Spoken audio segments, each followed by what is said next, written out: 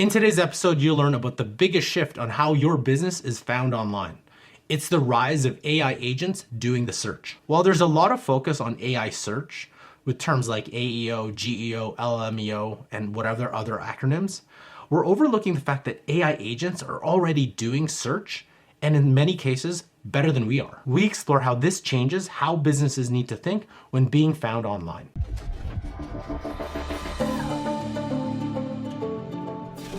Welcome to the AI Accelerator for Business show, brought to you by 0to60.ai, where you get the latest strategies, tactics, and information to get the business benefits from artificial intelligence. My name is Carl Ye. I'm joined by my co-host, Jeff Bradshaw. And today we're going to talk about AI search, AI optimization, and all the crazy acronyms that come with it. AEO, GEO, LMEO, and so on. You know, Carl, and this is a hot topic because people invest a lot of money in SEO and AdWords, everything else. And I mean, so you got to think about if your next customer is an AI agent, traditional SEO strategies won't really help. And so businesses must start optimizing to serve AI, not just people. And so it's a different way of thinking.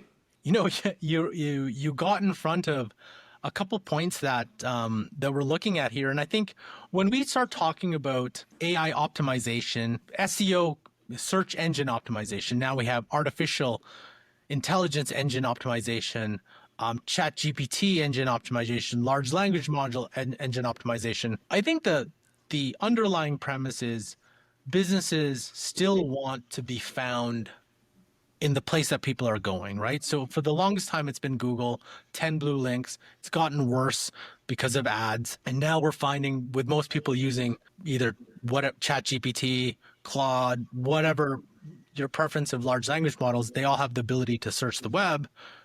Well, you want to optimize to get on that. I do think, though, there are a couple flaws to that type of thinking. And there was a great video by Christopher Penn. Anyone who's interested in this topic has to watch that.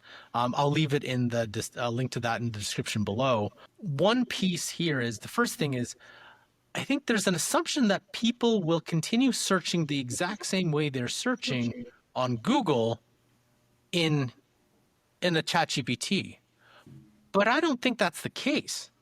You know what? I don't think it is at all. I mean, my searching now, it used to be, you know, what I was just looking for a mat for my new truck, and I would search it, and I would have to go to a bunch of lists, or I'd go to the shopping thing on Google. Well, now I'm just saying, this is what I need for this type of truck, and I'm putting it in, whether it's Perplexity or ChatGPT or Claude, whatever it might be, and it's now bringing me the information. So I'm not having to go out and search. I'm just putting in the criteria of what I'm looking for, and the AI tool the engine is bringing that information to me. So that question comes from, how does that provider, service provider, product provider pop up into my AI large language model? And I think that's, I understand there's some theories behind it, but I still think we're still trying to figure this out, right? I mean, there's still how these actual large language models find this information. Nobody exactly knows. Although I gotta say, you're a digital marketing guy. I still always wonder about, it seemed like over the past 20 years, I would say, hey, I'm going to pay this guy a ton of money to show up in the top of a Google search. And they're like, well, it's constantly changing. I'm like, what? But well, you know, like that old model was people click to get to somewhere, whether you pay for the click or whether you rank number 1, 2, or 3 for the click, right?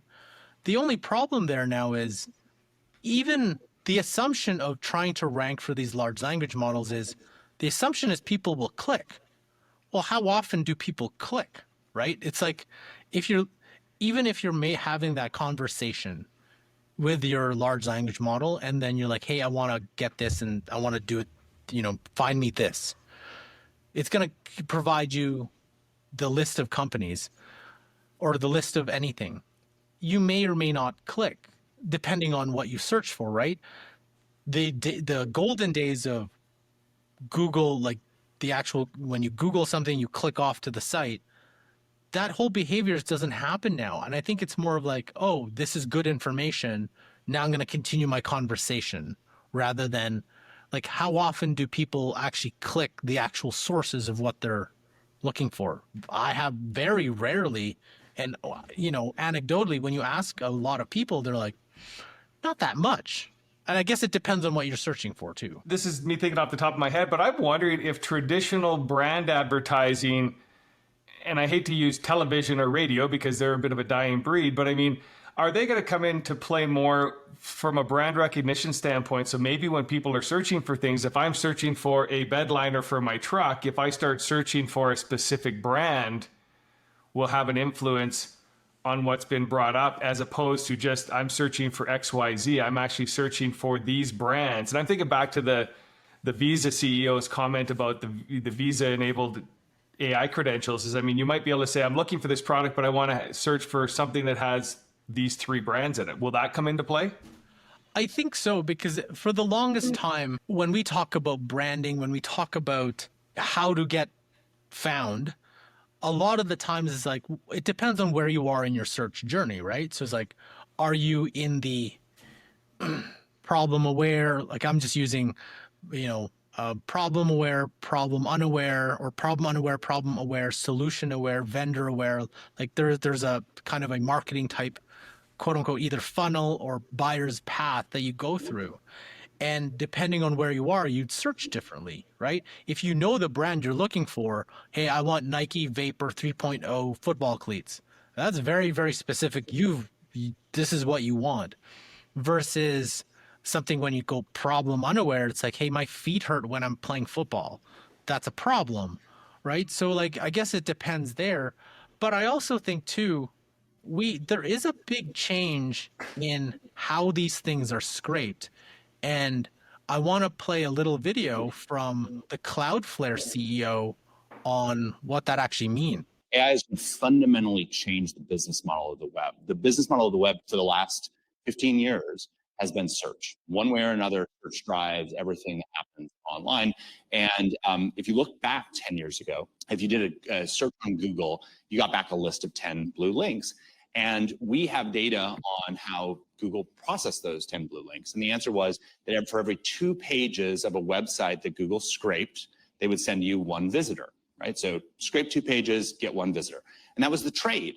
Over that period of time, over the 10 years, some things have changed at Google. One thing that hasn't changed is the crawl rate. They're still scraping at the exact same rate that they have over that period of time. But now it takes 6 pages scraped to get 1 visitor. What's changed? The answer is that today, 75% of the queries that get put into Google get answered without you leaving Google, get answered on that page. So if you want to ask, when did David Rubenstein start Carlisle? Well, it's about 10 years ago, it would take you to maybe a Wikipedia page or something else. Today, the answer comes up right on the page and you don't have to go anywhere else. The consequence of that means that original content creators that are creating that content, if they were deriving value through selling subscriptions or putting up ads, or just the ego of knowing that someone is reading your stuff, that's gone, right? That is falling off a cliff. And that's the good news. So it was 2 to 1 10 years ago for Google. It's 6 to 1 today. What do you think it is for OpenAI? 250 to 1. What do you think it is for Anthropic? 6,000 to 1, right? And so the business model of the web can't survive unless there's some change. To me, that's a very important piece, because it's no longer about trying to get, as the top 3 or top 4, and goes to the point where you initially talked about agents. If you've ever done AI deep research, and I highly recommend you do, if you haven't tried it, you can do it with Google, you can do it with Grok, whatever large language model, they have some sort of deep research function. But it doesn't matter for when you do deep research, the top 10 pages won't matter when they're doing 25, 30, 50, 200, 300 sources to get the information you want. What's happening there is it's bypassing any ads, because this thing doesn't see your ads. It doesn't even see sometimes your gated content. Remember how our websites, everything that we do online was technically created for humans. But now when you have these agents going out, extracting information, bringing it back, or even taking action on it, what Cloudflare CEO is completely changing how the web is working. So with that, Carl, and going back to the Penn video, one of the things I got out of that, and he has some suggestions on what to potentially do, but I mean, ultimately, is it not about like, so for anybody who's watching this, who's spending tons of money on ads, I mean, don't stop necessarily doing your ads, but maybe rethink your process. Because is it not about sharing content, relevant content to your products, so that you got a better chance of these large language models finding information about your products or services, and not just saying you've got the lowest price, or not just saying that you've got XYZ? Is it about sharing content so you're in more places for these large language models to find you?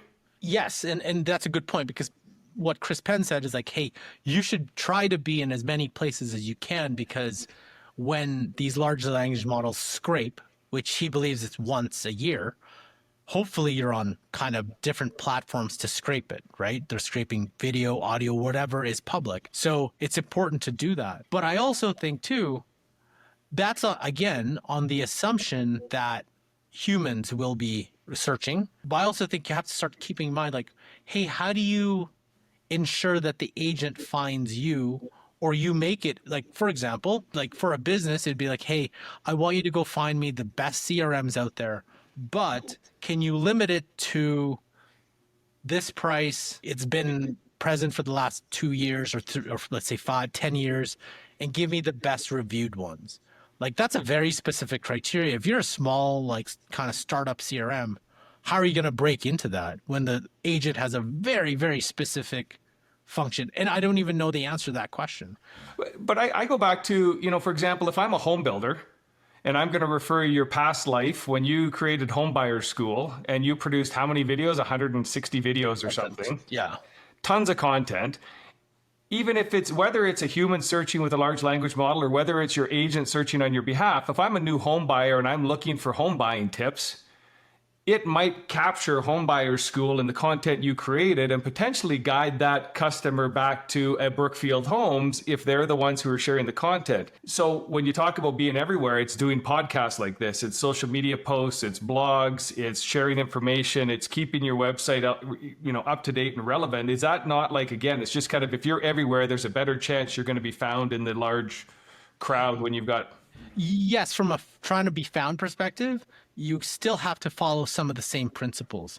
I guess the only thing now is you also have to start thinking about it from an agent perspective. Like, what would the agent, when it goes to your website, when it's doing its research to go back to the person or the company that's asking it to do whatever it's, the task is, how do you ensure that the information you're providing to it, it's able to scrape it accurately, right? Very quickly. And I also think too, it's like, how do you, if it's an open-ended agent looking for something, how do you get in front of it? How do you get how do you promo your product in front of that agent? Honestly, I'm not sure like what that looks like. And I think as agents are getting involved, we'll maybe learn more about it. But I think this is, yeah. But would it not be, if an agent is looking for a solution to your problem, is it not going to be the organization that just doesn't say, hey, we've got the latest and greatest, but puts a bit more effort behind saying that we've got the latest and greatest, and here's the reasons why. Here's why my widget is more efficient, is more effective, will last longer, we've got better customer support, da da da da da.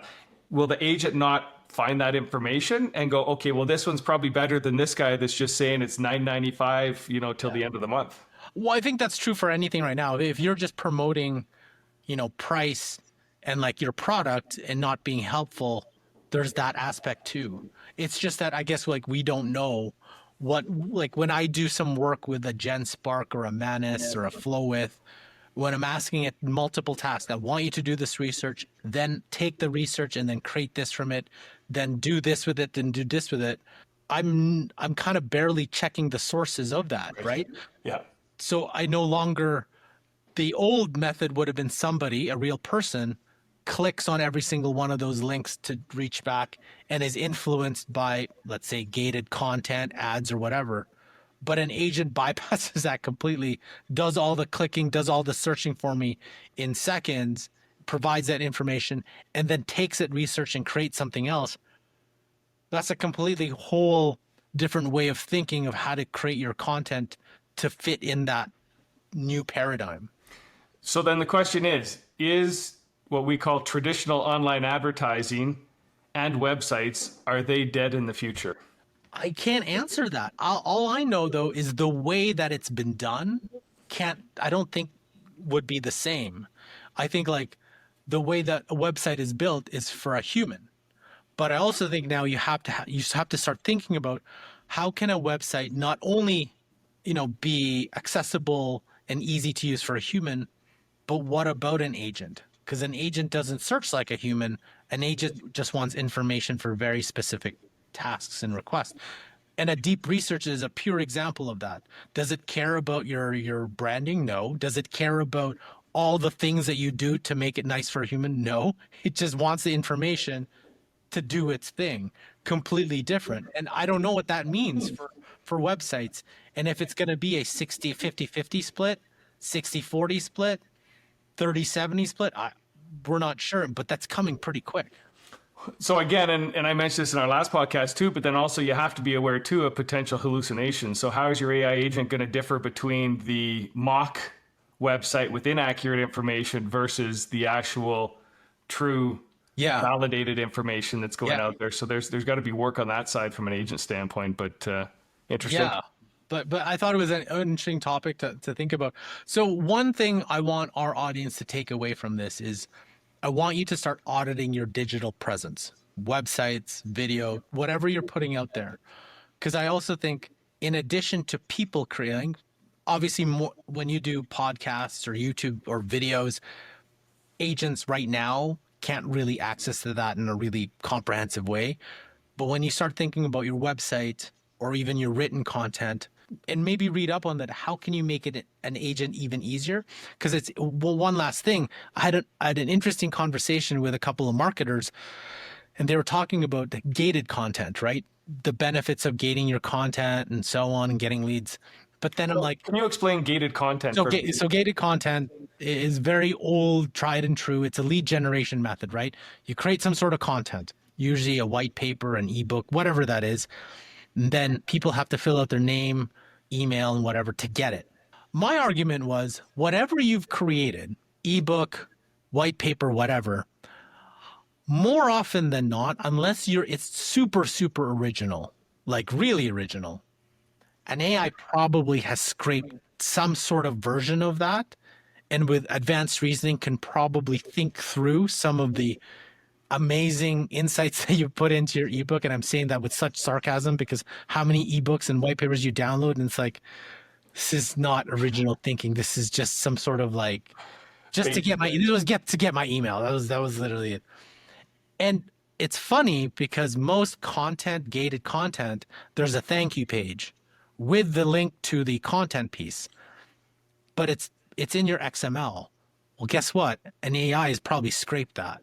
So it may not show, right? Here is the ebook, but all that information has been probably scraped that anyone using a chat GPT could be like, finds whatever that you're trying to put. So I'm not sure gated is the best way to go anymore. Learn more about future AI business trends by watching this playlist here. Enjoy today's episode. Want to learn how AI can impact your business? Then please subscribe to this channel. Thanks for watching. We'll catch you next time.